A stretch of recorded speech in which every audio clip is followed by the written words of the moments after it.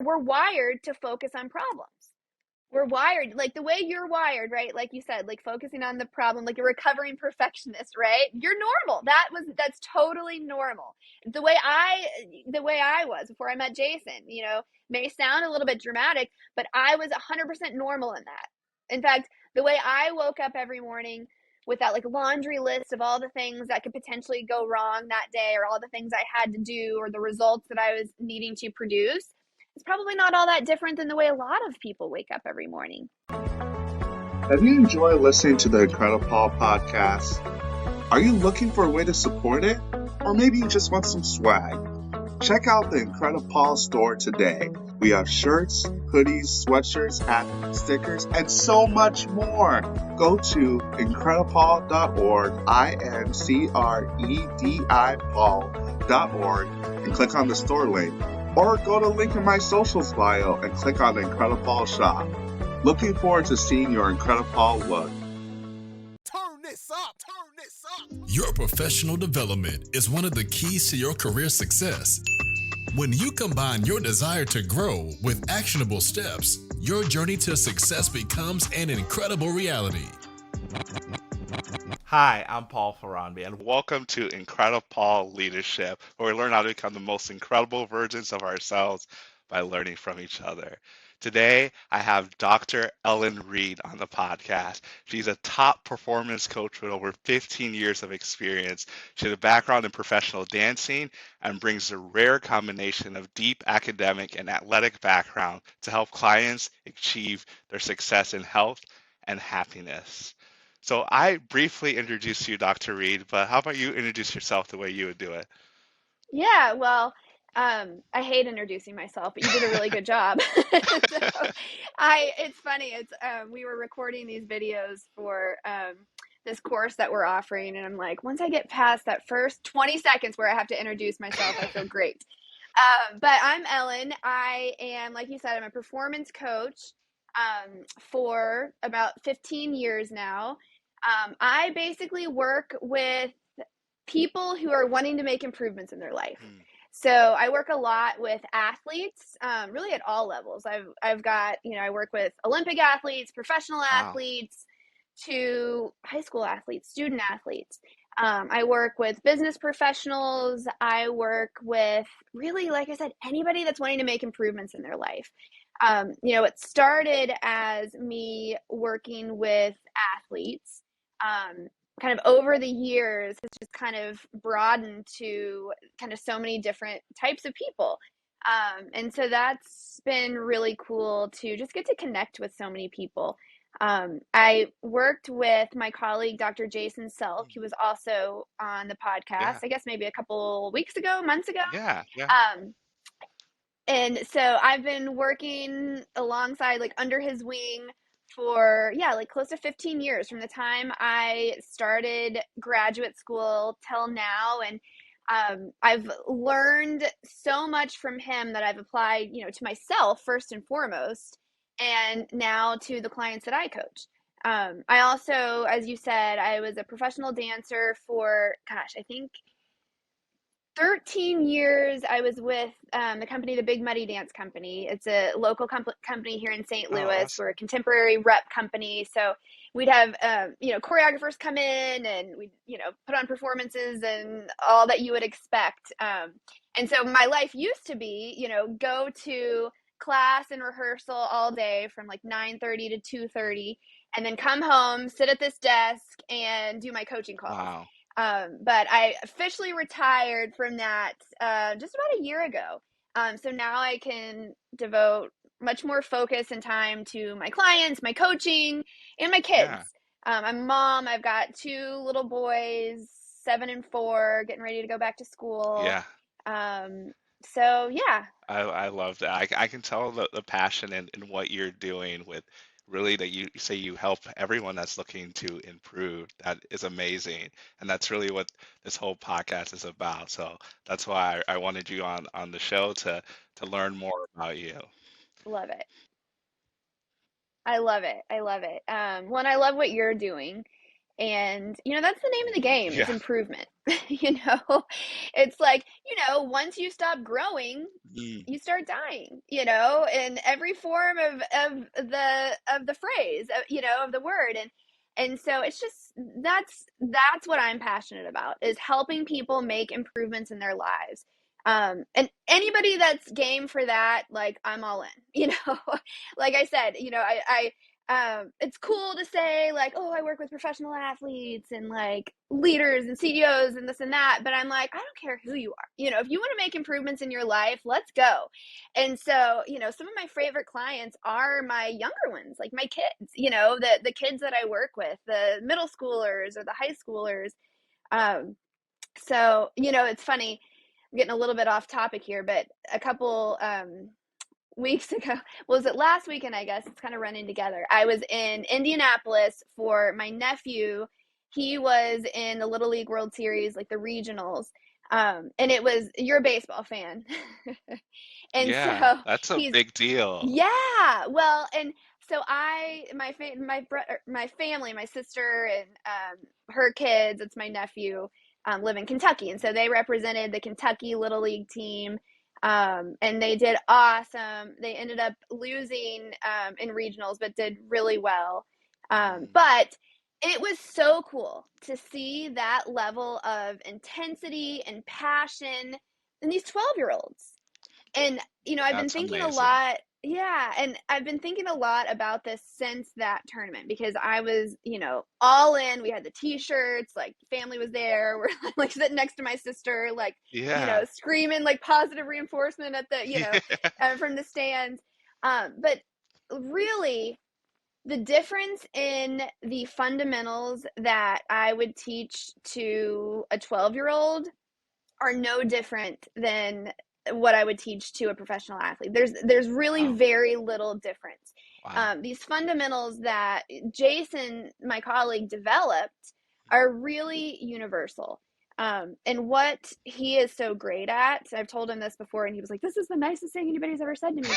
Is he has such a gift for simplifying, Mm. like taking the most important, the most kind of fundamental aspects of what drives performance and greatness and success and happiness and Mm. however you define it, and simplifying it into a way that people can implement it.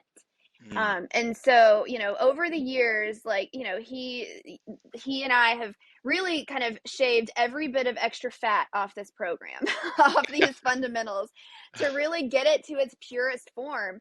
Mm. That goes for whether it's a, young athlete who's trying to improve their game, Mm. or a mom who's trying to improve, you name it, to a Yeah. business professional, to a professional athlete. That is amazing, and I love that story of what just happened recently in Indianapolis with the regionals. And I mean, it makes sense from what you and Jason wrote about in the book and the fundamentals he developed, that the same thing for a 12-year-old is the same thing a professional athlete goes through. Yeah. Yeah, and we're starting to, or at least they start to come at me younger and younger. It's like people are really starting to, not starting, but continuing to understand the importance of mental toughness Hmm. and working on your mental game, whether that be your mom game, your sports game, your leadership game, whatever it Yes. is, but working on the mental side of it. And, athletes are quote unquote good at this. Like, they know they need to be mentally tough. They know they need to work on the mental side of the game. So athletes have all of these tools kind of at their disposal, like visualization, like self-talk, all of these things that are more kind of normal in the sports world for athletes to work on. But why reserve that for athletes, Mm. right? These are the things that are known to increase performance. Yes. And we all are performing in everything we do, Mm. right? Like, we're not just I'm not just performing on stage as a Yeah. dancer. We're not just performing on the field, or what, we're performing with every interaction with our kids, Mm. or with every meeting we have, or with our exercise plan. We're all performing all day long. And so these tools that were kind of once reserved for the sports world. It's so important that we all have access to Yes. that. And so that's what we really, wanted to do, and our mission, so to speak, is to get this stuff out to as many people as we can. Like, we can only meet one-on-one with so many people. Jason does a lot of speaking engagements. We've got a book, an app, just anything we can do to get this stuff out Yes. to as many people as we can. Yeah, it's so critical. And I love that you were able to take something that was pretty common in the sports world and that you're actively trying to make it more common for everyone else. Because like you said, Yeah, we're all performing in some way, whether we realize it or not. I love that. totally. And so Jason started, you guys probably got into this, but started in the sports world. Mhm. In fact, that's kind of how I met him. He was volunteering at a gymnastics center here in Oh St. wow. Louis. Like, on the weekends, he would help coach the boys Mhm. team. And I was the dance instructor, so I was there like on the weekends too. And so that's how we crossed Oh, paths. okay. And I was just about to start graduate school. He was just about to start his role as the director of sports psychology for the St. Louis Oh, Cardinals. And so we just kind of got to talking, and I told him, oh yeah, majoring in psychology, going to graduate school for psychology. And he's like, oh my gosh, like, I need somebody right now because I'm about to start with the Cardinals. Like, my business is about to explode. mm, So I started with him, literally just confirming his appointments. So back in the day, he would like hand me his notebook with his like yeah. clients' names and phone numbers written down, and I would call him. But it was funny because a lot of them were like Cardinals Wow. players, but I didn't know who they were. I love the Cardinals now, and like, but I wasn't really like that Okay. into it. And so there was like no element of me being Oh starstruck at wow. all. So I'm like, sure. Um, and so it was really a good fit in Mm, that sense. But his first book was called 10-Minute Toughness, and it was for mm, athletes, the mental training mhm, for athletes. And so that was kind of the first of his training that I was exposed to, that I really took on for myself as a dancer mm, first. But when I met Jason, so as I said, I was finishing up school, about to start graduate school.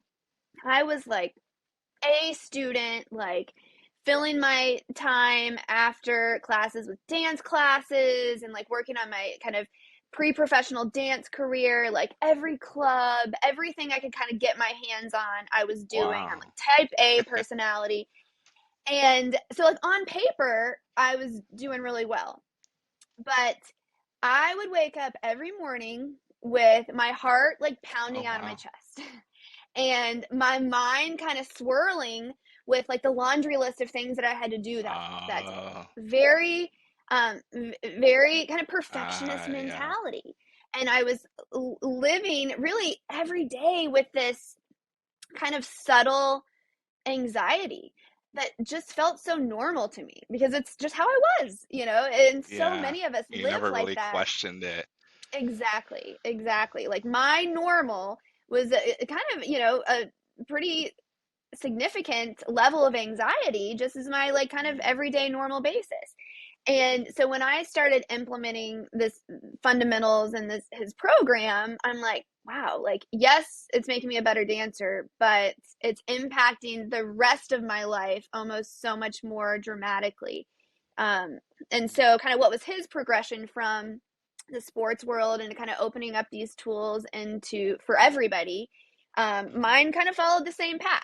When I learned them for myself as a dancer, and then kind of, wow, this is really impacting the rest of my life. And so so on and so forth, and now here we Yeah. are.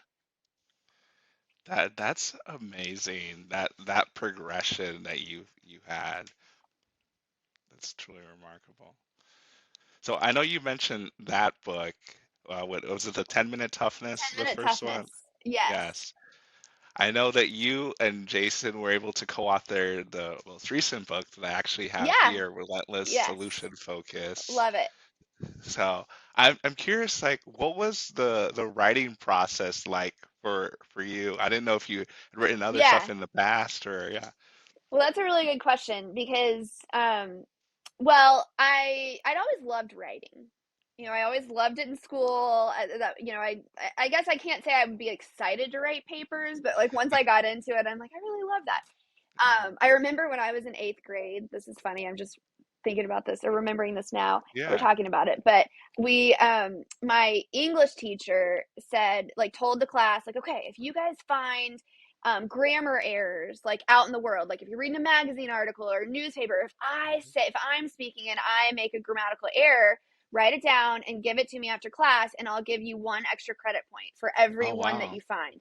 And I was like all over this, to the point where my teacher was like, Ellen, you got to stop. Because she would be talking to us and I would just be like, oh, she ended the sentence with a preposition, like, writing it down. And so I just always loved it.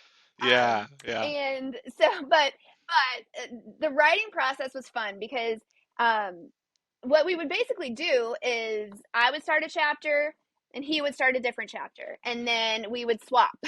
Oh, wow. And then we would swap again and swap again and Oh, swap wow. again, to the point where I'm like, okay, wait, did I write this part? Did he write this part?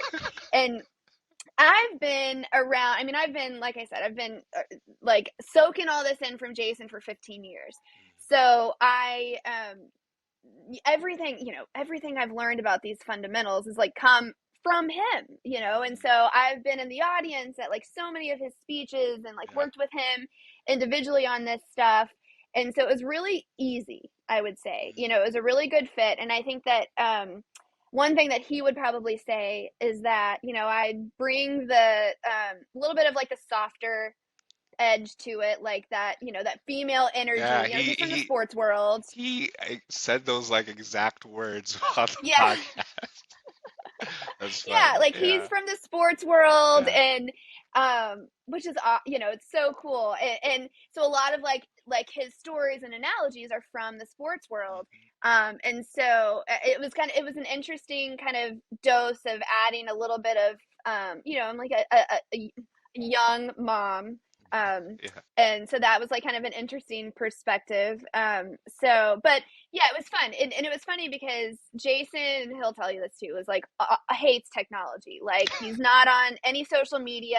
Like, he's got his phone. Like he can figure out how to do Zoom, but like that's about it, And so I'm like, hey, Jason, like there's this cool like collaborate feature where if we just click this icon, we can both be working on the document at the same time, Yeah. and we don't have to keep like swapping and Yeah. then manually entering all of our edits. And he's like, Ellen, no, let's just like, I'll do mine and you do yours, we'll switch. But what ended up kind of resulting from that, I think, was so much better, because we really did, like, by the end of this thing, we had read it so many times, like kind of from different perspectives, and kind of gone back to it. And his motto, and I think about this a lot, is like, when in doubt, delete. Oh, And wow. so we would just go through and like delete, add stories and things like that. So it was an interesting process, and I think ultimately it was a great thing for the book, that we did have to kind of take our time and do it almost like a little bit of the old-fashioned way. But I think where we ended up, I'm a little biased, but I think we ended up with something really special. I would agree that it is a very special book. Definitely impacted me. So I read the book towards the beginning of last year, and then he came to speak at my church a few months ago, and so was able to get an autographed copy of it. So yeah, Awesome. it's Awesome. amazing. And I think one of the things that you probably, just from interacting with him, at church, and, when he came to be on the podcast, is his vision, his mission, his MO is helping people. And, and I know it sounds so kind of cliche and like whatever, but really, truly, and it's like when you're around him, he makes you feel good, it's funny when, my husband and I, Jason and his wife are just so fun and awesome. And like, we were at, like a happy hour at their house, and we left, and I was like, every time I leave the Selks, I just feel good about myself. Wow, that's good. And he really, he practices what he preaches in that sense. He said this not the other day, it was a bit ago, but I think about it a lot. And he said it, and I was like, Jason, like, that was good. You said, never miss an opportunity to make somebody feel good about Wow. themselves. And that's something that as a Mm. coach, as a parent, as a friend, as a leader, as a teacher, I think that's something that everybody can take value from, is never miss an opportunity to make somebody feel good about themselves. And so I think that's one of the things that we really tried to, do in the book, is make a kind of something that people can easily digest and easily implement, that's going to make a real impact on their lives. And so I hope we did that. But yeah, it's been an awesome 15 years kind of working alongside of him. Yes, you two definitely did that, and it's really cool to see the story and the relationship you two have, that it was able to bring forth a book that is has impacted so many people, because I know it was a bestseller when it came out as well. So it's awesome. Thank you. Yeah, that was cool. It was, it's like you hope people like Yeah, it. yeah, You work really yeah. hard on it and hope people like it, but it's a little, but it was cool to see. And we get messages all the time, of like, some of it just makes you cry, Mm. just like impacting people in ways that like we didn't even necessarily expect, Wow. and what's so cool about it is that people apply it in so many different things, so many different aspects of their lives, where it like really starts to take on a life of its own, in someone else's life. And so that's been awesome to just kind of get those messages, hear that impact that it's making. Yeah, that's really good. I love that. But I want to take a step back, because I know you mentioned that you were a professional dancer first, and that you were also doing professional dance and coaching. How was that? How Yes. were you able to manage that? And like, what was kind of It the process well, for? Yeah. yeah. Well, I told you kind of about growing up, how I was always like the do all the Yeah. clubs, do all the this, do all of that. Like I've always had to, with dance and like with any sport, you go to school all day and then you go to practice or rehearsals or whatever classes at night.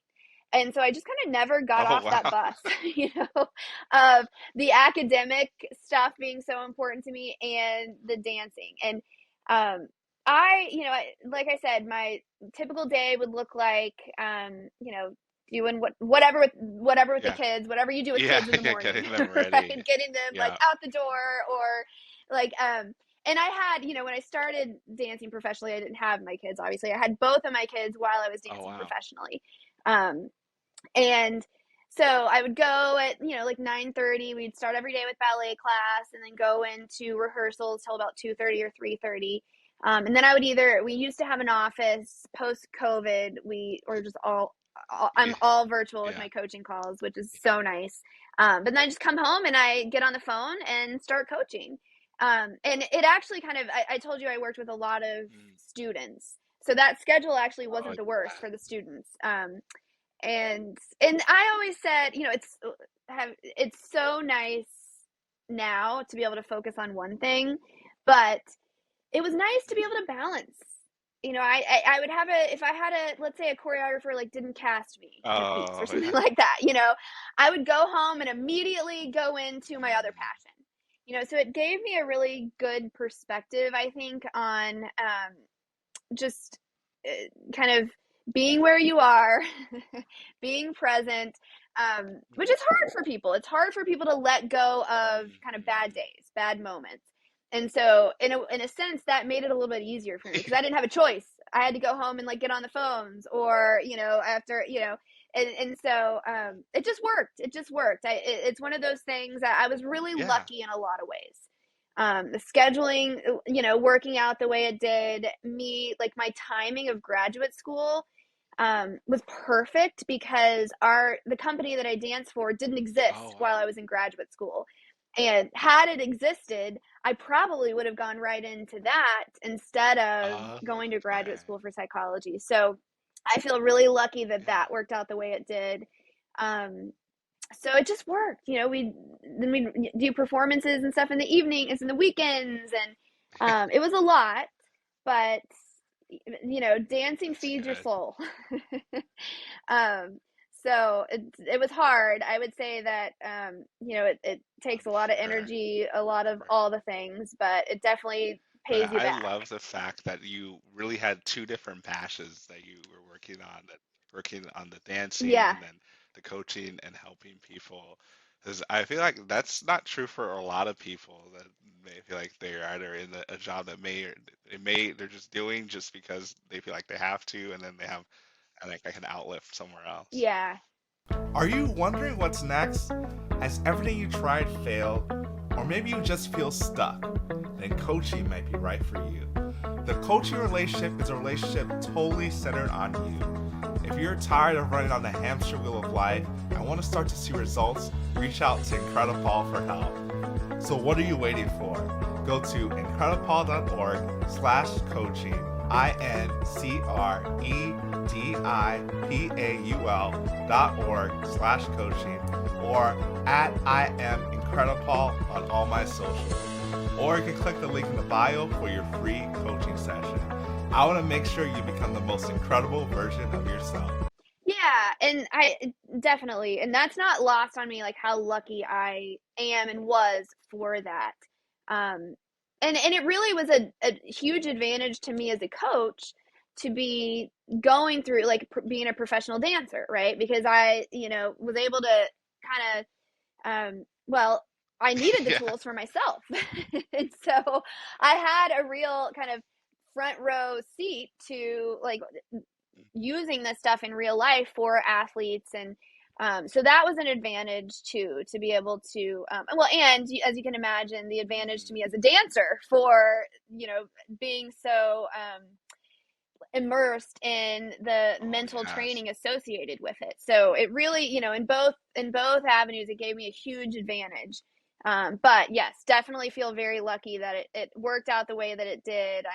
I loved dancing. I'm really proud of my career, but I'll also say that I'm really loving not dancing and being able to, drop my kids off leisurely at school and, Mm. versus running back in and throwing on a pair of earrings and a jacket and sitting at the desk and wiping the sweat Oh, off to get oh, into the coaching calls. oh yeah, for sure. I'm sure you got a lot of time back by focusing on the Yes, coaching side. definitely. Yeah, Definitely. I love that. So I know you mentioned that you've been more focused on the coaching side like the last year. What was that transition like? Did it kind of happen naturally, or like was there Yeah. something that happened? Yeah. So, well, here's what happened. This is actually a kind of a funny story. So I was planning on, so we dancers kind of have like a school year schedule. So we're Oh, typically okay. off for a couple months in the summer. Mhm. And so we finished the season and I had already signed the contract for the next season, that was starting in August. And so we're off in the summer and, just over the summer, I think a lot of, I kind of accidentally took on a lot more clients. And so it got to, all summer I was kind of having this subtle thought, feeling of like, do I want to go back next season? Like, I've had a great run. I'm feeling really good about, where I am. And I've got a lot of clients that I love. And this is like feeding my soul in a way, that's so awesome. But it was like, surely I'm not going to retire yet. Like, I feel great. I feel like I'm still continuing to improve as a Yeah, dancer, like yeah. just kind of push those feelings away. And so it was about 3 weeks before the season was about to start, and I was Oh. cleaning out my closet. I was up. I love, like, side note about me, I love interior design and like Oh, really? organization and all that kind of stuff. So, Yeah. like, that's what I do for fun. So I was That's funny. cleaning out My my wife closet, and really I was, loves interior design as yeah, well. oh yeah, yes, yes. And so I was up on a stool in my closet, like moving shoes around or whatever. And it was something I should not have been standing on. It was like this ottoman that was not very stable, and I fell off. Oh And I like no. kind of, as I was fine. End of the story is I was fine, but I kind of like it could have been bad. I was came down right on my shoulder on a couple Oh. shelves, and also like fell, like hit my head on the Oh stool no. as I was falling. And that couple of seconds where you're like on the ground kind of assessing how bad it was, Mm. I remember my shoulder really hurting, and I had this split second thought of, ooh, maybe I'll have really hurt my shoulder and I won't be able to go back to dancing this season. Like, that would be an easy decision. I know. And it was like, I had that thought and I was like, Ellen, maybe you're trying to tell yourself something here. Like, maybe it's time.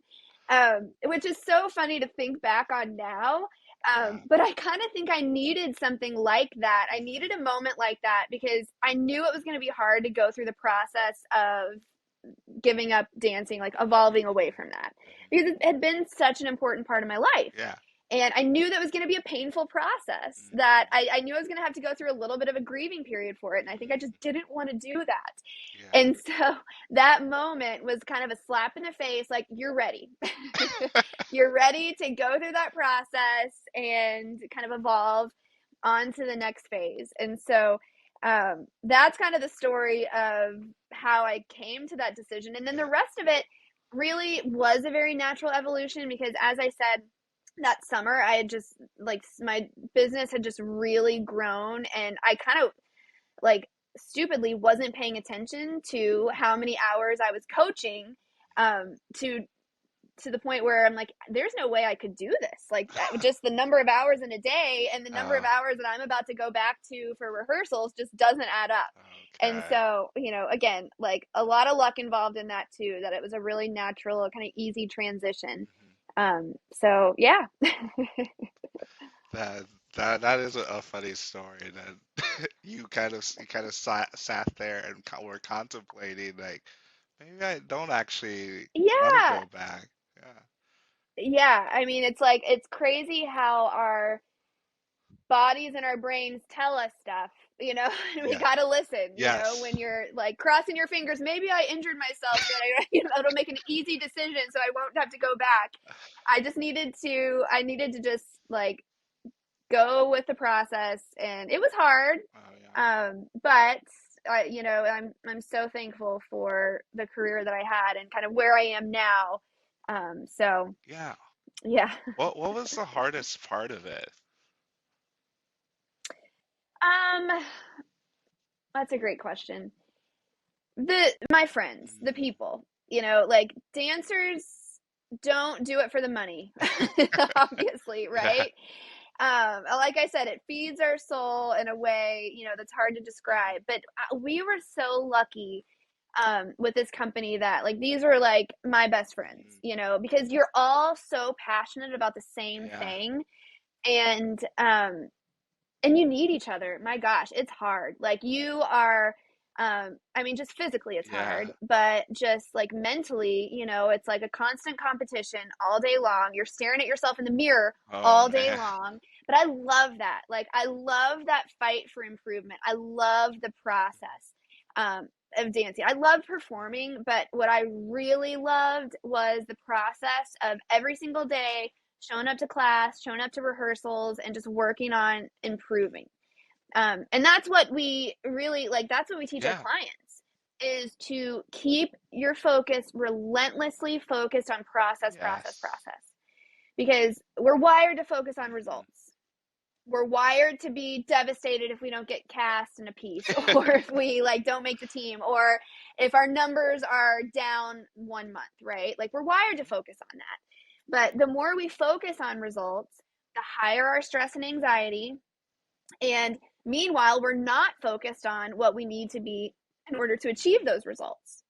And that's, kind of going back to what we were talking about in the beginning of, like, how I kind of lived my life before I met Jason and started Yeah. implementing this, was that very, like, in that very perfectionist way, like that perfectionist mentality where I would do something well and I'd be real quick to, like, set it aside and be like, all right, well, Yeah. what's next? Right. And really being hard on myself and beating myself up for falling short. But what we teach in, one of these fundamentals is forcing yourself to recognize what you're doing well and being relentless about keeping your focus on improvement, not perfection, but improvement. And so that was just really built into my Yeah. day to day in, like, as a dancer. But you find other ways to do that, right? Like, it doesn't matter what you do. It doesn't matter who you are. We as humans are goal seeking beings. which means we are happiest when we're Yeah. working toward a goal. And so, no matter what that is, and now it's, applied in different ways. But I would say the hardest part to your question was just not being with my best friends every Yeah. day. Like, we would laugh so much. And, but we still do, we still see each other and, text each other just like we were with each Okay. other all day That's good. anyway, so, but yeah. Yeah, relationships are so critical and so important. And yeah, I could imagine that you've been doing this for years with them, built those relationships, and now it like you said, you still have that connection, but before you as you are transitioning, you're really not sure how it's gonna go. I'm sure that was some sort of Yeah. anxiety or Yeah. stress about that as well. Totally. When you're so right, relationships. In fact, that's what the people at Harvard would say. They did the longest running longitudinal study on human development, and they determined that the number one variable for longevity, like a long, healthy life, Oh, wow. was relationships, quality relationships. And that used to Yeah. just be built in. I Yeah. didn't have to work at it. But now you just have to put a little bit more energy into, meeting up with friends or calling your sister or whatever it is. But it's Yes. worth investing in. Those relationships, you're right. They're so Yeah, that's important. so true. I tell people, because I know you're talking about being type A, and I definitely type A. I tell people that I'm a recovering perfectionist, Love and it. Love it. so it's definitely something I'm focused on and being more focused on relationships because it's really easy for Yeah. me to get caught up in the stuff I'm doing because there's always something to do. Like you think of something, you think, "Oh, well, I'm not doing this. I should be doing this, or did I do that right, or what did I miss here?" And so, Exactly. yeah, and I think that's why the Relentless Solution Focus book was so impactful for me to move from the problem-centric thinking to the relentless solution focus and to focus on the process. Not that I hadn't I Yes. heard that before as far as like focus on the journey, not the goal, and that sort of thing. But really, what you Yeah. going back to what you said at the beginning with the simplification of having your process goals in like three different areas of your Yes. life.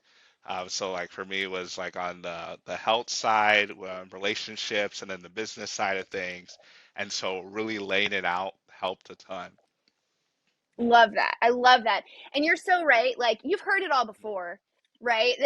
You've heard, like, hey, be optimistic. Like, optimism Yeah, yeah. optimism is good, right? It's good to focus on, like, the solution. And, there's a lot of research on optimism, and the research is very clear that it is so important, right? In fact, people who are optimistic live on average up to Wow. 14 years longer than those who don't contain high levels of Wow. optimism.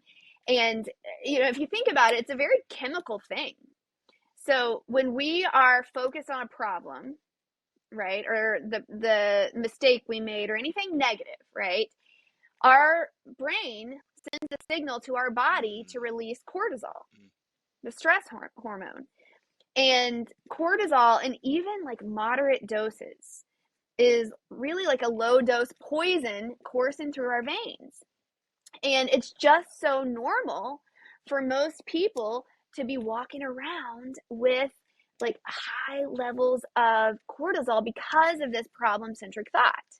I mean, again, I lived it, every day, like from my first waking moment, my heart was racing and like my body's going mhm. into that fight or flight response, and cortisol is just pumping, and so when we switch our focus and replace that problem centric thought with a focus on solutions, our brain then sends a signal to our body to release a whole other set of performance enhancing Yes. feel good neurotransmitters like Yes. dopamine, serotonin, norepinephrine. And so, it sounds kind of, like, yeah, focus on solutions, like just kind Mhm, of like rose colored glasses type thing, but it's mhm. not. It's chemical, it's biological. And our thoughts have a direct impact on our behaviors, on our feelings, on our emotions.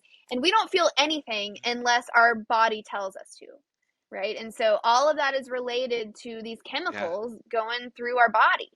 Um, and the other thing that you said that I loved was, again, you've heard the stuff before.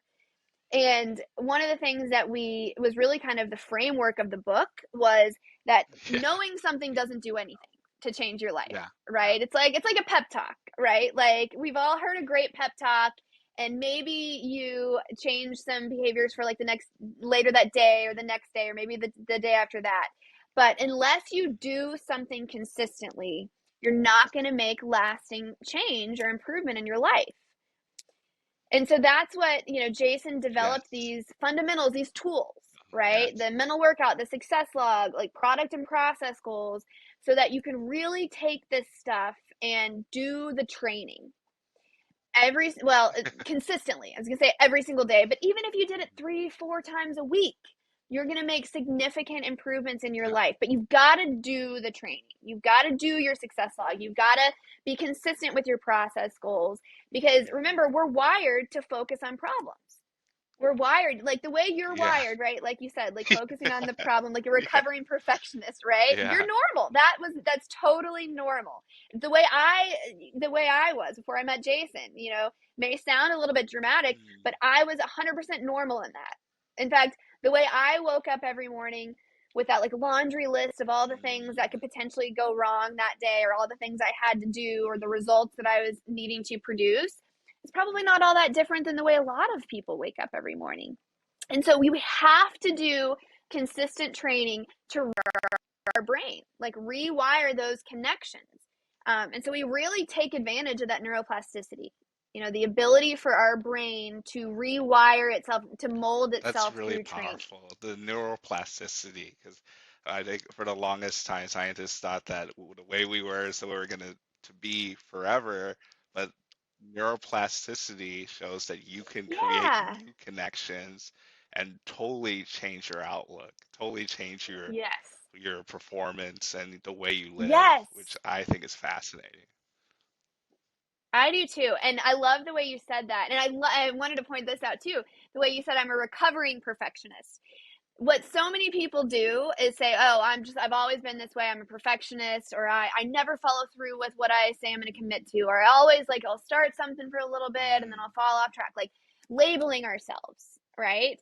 But I love that instead of saying, "Oh, I'm a perfectionist," you're saying, "I'm a recovering perfectionist. I'm working on improving that." So that's something I think really kind of tangible that everybody listening to this can take and start implementing immediately, is like, what is Yeah. that thing that you label yourself as, right? That you're wanting to improve in your life. And don't let yourself Mm. say you are X or Y or whatever it is. Instead of saying, "Oh, well, I'm a perfectionist," or "I never follow through with things," you say, "I am Yeah. working on improving X. I am working on improving my perfectionist tendencies. I'm working on becoming more accountable," because that statement has a lot of truth to it. And every time you say, "I'm working on improving it," Yeah. you're literally making improvements on that thing. But every time you say, "Hey, I'm a Yeah. perfectionist," or "I never follow through with things," or Yeah. whatever it is, every time you say that, you're reinforcing Yes. it and you're becoming more of a perfectionist or becoming less Thank you. accountable. So I love that. I love that you already went there with the way that you're thinking about it. But yeah, I love the way that you put that. Thank you. It's definitely something I've been more intentional about what I'm Yeah. saying and also what I'm thinking and to focus on the positive. Because I used to call myself a realist. I'm like, I Yeah. wasn't really a realist. I was a pessimist. So really focus Yeah. on being more optimistic. And Yeah. in some areas, it's easier for me than others. I I think 100%. I think a perfect example of not focusing on the problem is when we were starting this podcast. So before we even started recording, like for those of you watching on YouTube, for those of you listening, maybe my audio sounds a little bit different, so you already caught that. But I have Oh this yeah. headset on, and so the microphone wasn't working, and I was looking and saying, okay, what can I do to make this better? What's the one thing I can do to make this better? I tried restarting it. If that didn't work, I tried some toggling some of the switches, turning the mic on and off. That didn't work. And I remembered I think it also was fortunate that a similar thing happened just yesterday, not with this program. And I was like, oh, maybe I could just use this headset and maybe that'll work. And so I was able to do that. But Awesome. yeah, Yeah, and I love it. And a couple things I want to point out about what you said. Well, first of all, what would have been normal is to be like, oh, this is awful. What are we going to do? And then you get frustrated and mad, and then yeah. and then it spirals, it snowballs. Mhm. But you didn't do that. And what you pointed out that I think everybody needs to hear again is that question of what's one thing I can do that could make this better. Mhm. So that is the RSF tool, the Relentless Solution Focused tool that we talk about in the book. Yes. And A plus, Paul, by the way. Thank you. You I are studied practicing what you hard preach. for And this. yeah, really good, really good. So that question, write it down. Everybody listening to this, write it down. What's one thing I can do that could make this better? So that question, that RSF tool, is your key. It's your ticket from problem-centric thought or focusing on a problem to shifting your thoughts onto a potential solution. Because what you're going to want to do is say, oh, there's nothing I can do, right? Like, I don't know what the solution is. Like, this is the problem, right? So you've got to have some sort of a tool, some sort of a ticket, some sort of a gateway to get from that problem side to the solution side. And that's that RSF tool. What's one thing I can do that could make this better? Awesome. And it sounds really it sounds really easy, doesn't it? Yeah, It's very simple, but it's not it's easy. not easy. It's not easy because if you knew, you already would have done it Mhm. and it wouldn't be a problem to begin with, right? And so you're gonna want to say, I don't know. Yeah. But the only rule is that you're not allowed to say, I don't know. You got to come up with something, Just one thing. something to try that can help make your situation 1 inch better. Even if it's the way that you're currently handling the situation or dealing with the situation, you've got to come up with something that could help make it 1 inch better. And then if you try that thing and then you're back to the problem side, it didn't put a dent in it, you just ask the question again. What's one thing I can do that could make this better? So having that understanding of, listen, there's always a solution. I just haven't figured it out yet. So what's one thing I can do that could make this better? I love that. Especially what you mentioned about it not necessarily being circumstantial, like maybe the way you're thinking about it as well. I think our mindset is so critical. Like I've heard that gratitude is one of the healthiest emotions that you can have. Yeah. And just being, you Yeah. can't complain and be grateful at the same time. So that automatically helps you. 100%. It's like venting. It's like you don't feel better after you do No. it. We like to tell ourselves, well, if I just complain about this or if I just vent about this for a little bit, I'll feel better. But, there's this theory in psychology called expectancy theory. It's really the basis behind a lot of what Jason and I teach. And expectancy theory states that which you focus on expands. That which you focus That's on good. expands. So just like I had said before, like if you label yourself as like, well, I'm unaccountable. Every time you call yourself unaccountable, you become more unaccountable, right? When the example of the headset not working, right? When you're focused on, oh, I can't believe this isn't working, this is awful, this is going to be a terrible episode, this and that, right? It makes it worse. Yes. But as soon as you get your focus onto, okay, what's one thing I can do that could make this better? As soon as you get your focus onto potential solutions, your brain opens up to more potential solutions. Just the way like the activation in our brain works. You light up that solution part of your brain, the areas around it are going to become primed Yes. and easier to activate. That's really good. Well, I feel like we could go on and on that, but I know I you know. have other things to do. But I want to make sure, is there anything that we haven't talked about, either for yourself personally or professionally, that you want to talk about? Gosh, there's like you said, we could go on and on. I love doing podcasts. I love getting to talk to people like you. So there's always more things we could talk about. I would say that again, going back to, hey, knowing something doesn't do anything to change your life. You've got to do something. And so just pick one thing. Pick one thing to do. Pick one thing to implement that kind of resonated with you from this podcast or if, the book. I'm biased, but Yes, get the definitely. book, right? And I'll do the same thing that Jason did. He says this and it kind of makes me laugh, but I'm like, yeah, that's awesome. I'll do the same thing. If you buy it and you don't feel like you get your money's worth, just email me and I'll buy it back from you, no questions asked. I believe that strongly in this book.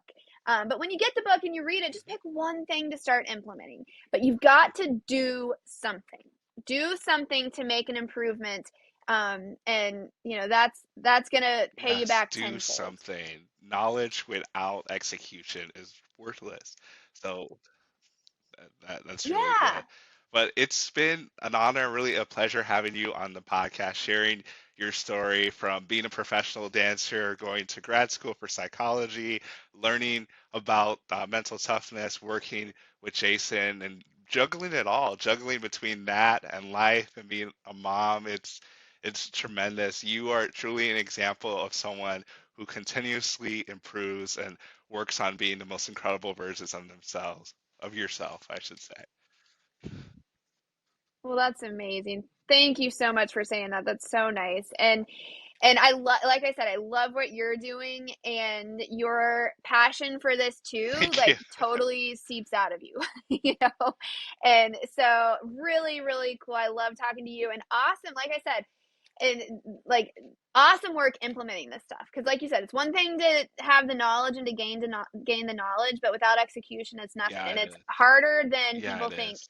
to read a book and implement it, And so you've really done an awesome job with that. And so really my Thank pleasure. The you, pleasure thank is all you. mine. But I want to make sure the listeners and viewers know how to find you. If you can talk about any socials you want to share, websites, that sort of thing, and I'll make sure it's in the Okay. show notes as well. Um, Okay, perfect. I was gonna say because always feel unprepared for this question. So I am on I think Instagram. I that's right. think it's Yeah. Dr. Ellen Reed. I think it's okay. Dr. Ellen Reed on Instagram. I try to put stuff on there. I'm not as consistent as I would like to be with Instagram, but I do think that that's a valuable place to go. And I try to kind of share some things, some advice, some fundamentals, some tools, some thoughts. So Dr. Ellen Reed, you can go to jasonselk.com is our website. We also have an app Oh, that we didn't I'm talk really about excited that. about. Yeah, yeah. I don't know if Jason talked about that or not, but we He should did. have because we're so Yeah. excited about this. Um, it's awesome. It's Yeah. basically like putting relentless solution focus in your pocket. Hmm. And it gives you reminders every day to do your mental workout and your success log. You do it all right there in the app. Yeah. And it teaches you this stuff like through videos of Jason and me, in like bite-sized pieces, Yeah. like 3 to 5 minute videos. And so it's really a great resource. And you can go to, I'm sure you can find it on our website, but it's called Level Up. So if you go to levelupgameplan.com, but the same kind of offer applies. Like you can try it for 2 weeks before they even ask for your credit card information.